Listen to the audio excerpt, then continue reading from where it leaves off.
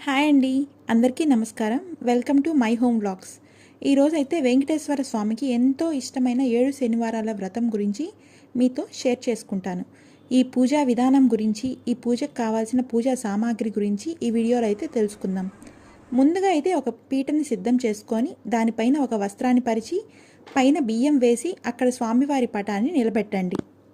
ముందుగా బియ్య పిండితో 7 పిండి ప్రమిదలు అయితే సిద్ధం చేసుకోవాలి. తర్వాత పూజ విషయానికి వస్తే ముందుగా పసుపుతో చేసిన గణపతిని సిద్ధం చేసుకోవాలి. ఈ పూజ కోసం పూలు, తులసిమాల, 7 రకాల పండ్లు, 7 పిండి దీపాలు, గంధం, అక్షింతలు, పసుపు, కుంకుమ అయితే సిద్ధం చేసుకున్నాను. గణపతికి, వెంకటేశ్వర స్వామికి తాంబూలం కూడా సిద్ధం చేసుకోవాలి.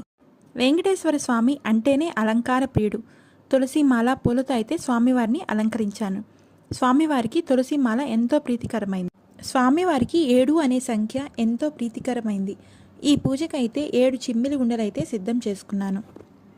ముందుగా గణపతికి పూజ చేసి తర్వాత పిండి ప్రమిదలైతే వెలిగించుకున్నాను.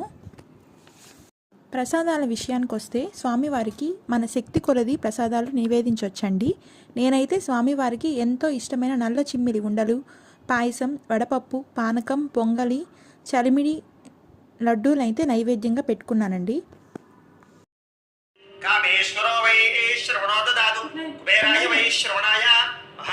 స్వామివారికి అష్టోత్తర శతనామావళి, గోవిందనామాలు, లక్ష్మీ అమ్మవారికి అష్టోత్తర శతనామావళి అయితే చదువుకున్నాను.